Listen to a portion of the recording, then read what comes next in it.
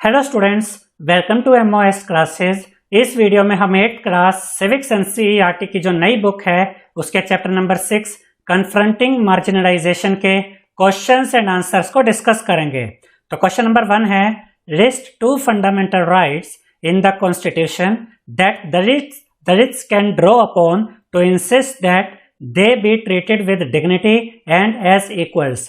रीरीड the fundamental rights listed on page number 14 to help you answer this question।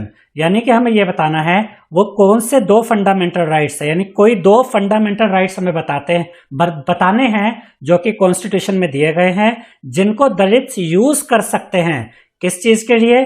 Dignity के साथ जीने के लिए और इक्वल राइट्स के साथ जीने के लिए। तो वो कौन से दो फंडामेंटल राइट्स है वो हमें बताने हैं। तो पहला जो फंडामेंटल राइट हमने लिखा है वो है right to equality. Right to equality क्या होता है? All persons are equal before the law.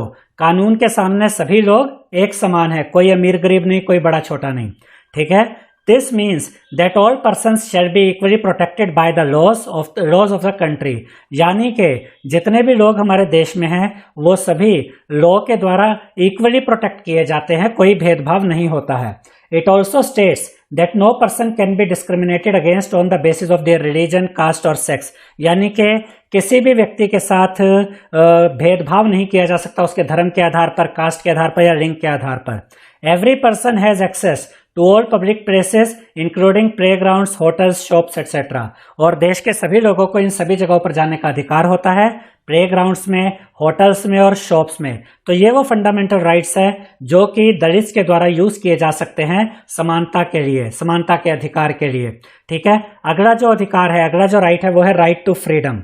This includes the right to freedom of speech and expression, the right to form associations, the right to move freely and reside in any part of the country, and the right to practice any profession, occupation or business।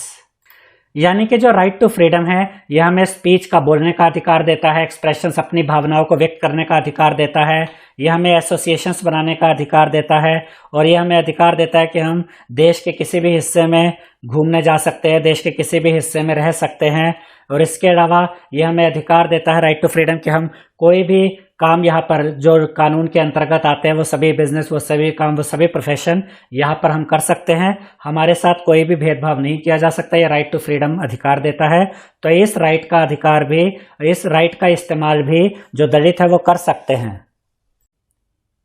इसके बाद question number 2 है, reread the story on Ratnam as well as the provisions of the 1989 scheduled castes and scheduled tribes prevention of atrocities act. यानी कि एक तो आपको इस जो रत्नाम की जो स्टोरी है इस चैप्टर में उसको दोबारा से रीड करना है, और ये जो एक्ट दिया गया है 1989 scheduled caste and scheduled tribes prevention of atrocities act, इसको दोबारा पढ़ना है।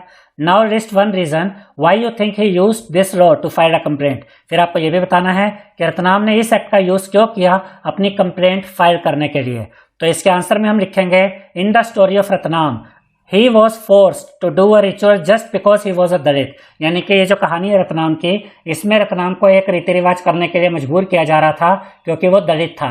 he refused to do so, और उसने वो करने से मना कर दिया। it angered the powerful caste priests and they ordered to ostracize him and his family from his own community। और इसकी वजह से ये जो पावरफुल कास्ट के लोग थे इन्होंने रत्नाम को और उसकी फैमिली को समाज से बाहर कर दिया। ostracize मतलब समाज से बाहर कर देना या जात बिरादरी बाहर कर दिया। One night some people set his hut on fire।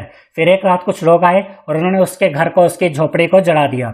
Ratnam filed a case in the police station. फिर रत्नाम ने पुलिस स्टेशन में कंप्लेंट फाइल कराई under the scheduled caste and the scheduled tribe prevention of atrocities act 1989। इस act के द्वारा, इस act का use करके उसने कंप्लेंट फाइल कराई to protect against the domination and violence of the powerful caste in his village. किसके विरुद्ध? अपने आप को बचाने के लिए। किससे बचाने के लिए? ये जो गांव के जो पावरफुल कास्ट के लोग थे वो जो डोमिनेशन कर रहे थे, उनके उत्पीड़न कर रहे थे, उन पे दबाव डाल रहे थे, उनके खिलाफ हिंसा कर रहे थे। तो इस एक्ट का यूज करके रत्नाम ने केस फाइल किया ताकि ये जो उनके साथ जो गलत काम हो रहे थे, उन पे जो ये अत्याचार हो रहे थे, उनको रोकने के लिए। इसके बाद क्वेश्चन नंबर 3 है, why do Adivasi activists including C.K. जानू believe that Adivasis can also use this 1989 Act to fight against dispossession। यानी कि ये आदिवासी एक्टिविस्ट है जैसे जिनमें कि सी के जानू का नाम यहाँ पर लिया गया है। सी के जानू को यह विश्वास क्यों था कि ये जो एक्ट है 1989 का एक्ट, जो अभी हमने पिछले क्वेश्चन में देखा, इसका यूज कैसे किया जा सकता है, क्यों किया जा सकता है, किसके खिलाफ लड़ने के लिए? डिस्पोजेशन के खिलाफ। डिस्पोजेशन मतलब जैसे कि आदिवासियों से उनकी जमीनें छीन ली जाती थी, उनको उनकी जमीनों से निकाल दिया जाता था, इसके विरुद्ध वो इस एक्ट का इस्तेमाल कर सकते हैं। ये विश्वास उन्हें क्यों हुआ? Is there anything specific in the provisions of the act that allows her to believe this? और क्या इस एक्ट में कुछ ऐसा था जिसकी वजह से उनको लगा कि हाँ इस एक्ट का यूज किया जा सकता है डिस्पोजेशन के विरुद्ध? तो इसके आंसर में हम लिखेंगे The act sets out to punish anyone who wrongfully occupies or cultivates any land owned by or allotted to a member of a scheduled caste or a scheduled tribe।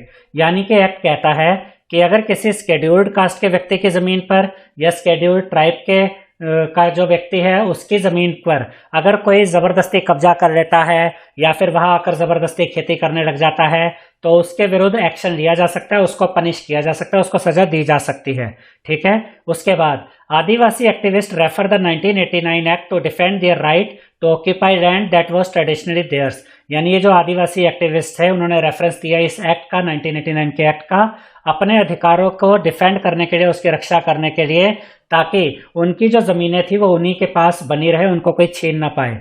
Activists have asked that those who have forcibly encroached upon tribal land should be punished under this law। और उन tribal जो activist है उन्होंने ये भी कहा कि जिन लोगों ने उनकी जमीनों पे जबरदस्ती कब्जा कर लिया था, ट्राइबल लैंड पे जबरदस्ती कब्जा कर लिया था, उनको सजा मिलनी चाहिए इसी लॉ के द्वारा। उसके बाद C के Janu an activist has also pointed that in cases where tribals have already been evicted and can not go back to their lands they must be compensated. अब ये जो ट्राइबल एक्टिविस्ट थे C के जानू, इन्होंने कहा कि जिन ट्राइबल लोगों से उनकी ज़मीनें छीनी जा चुकी है, पहले ही छीनी जा चुकी है, और अब परिस्थितियां कुछ ऐसी है कि वो वापस उस जगह पे नहीं जा सकते, तो अब उसके बदले में उनको कंपेंसेशन मिलना चाहिए, हर्जाना मिलना चाहिए। That is, the government must draw up plans and policies for them to live and work elsewhere। यानी अब गवर्नमेंट को कुछ ऐसे प्लान बनाने चाहिए, कुछ ऐसी पॉलिसी बनानी चाहिए जिससे कि क्या हो कि वो ट्राइबल्स जिनकी ज़मीनें छीन ली गई है और वापस वहाँ जाना पॉसिबल नहीं है, वो कहीं और, उनके लिए ऐसा प्लान बनाए कि वो कहीं और रह सके, कहीं और काम कर सके, ताकि वो आजीविका कमा सके और अपना जीवन का गुजारा कर सके। इसके लिए गवर्नमेंट को प्लान और पॉलिसीज बनानी चाहिए। तो ये जो 1989 का एक्ट था, ये जो स्केड्यूल्ड कास्ट के लोग थे, दलित लोग थे, इनके अधिकारों की रक्षा करने के लिए भी था, और जो स्केड्यूल्ड ट्राइब के जो लोग थे इनके अधिकारों की रक्षा के लिए भी इसका यूज किया गया।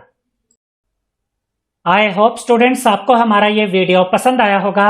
अगर आपको हमारा ये वीडियो पसंद आया है तो इस वीडियो को लाइक करें, शेयर करें, हमारे चैनल को सब्सक्राइब करें और बेल आइकन बटन जरूर दबाएं, जिससे हमारी हर नई वीडियो का नोटिफिकेशन आपको मिलता रहे। Thank you.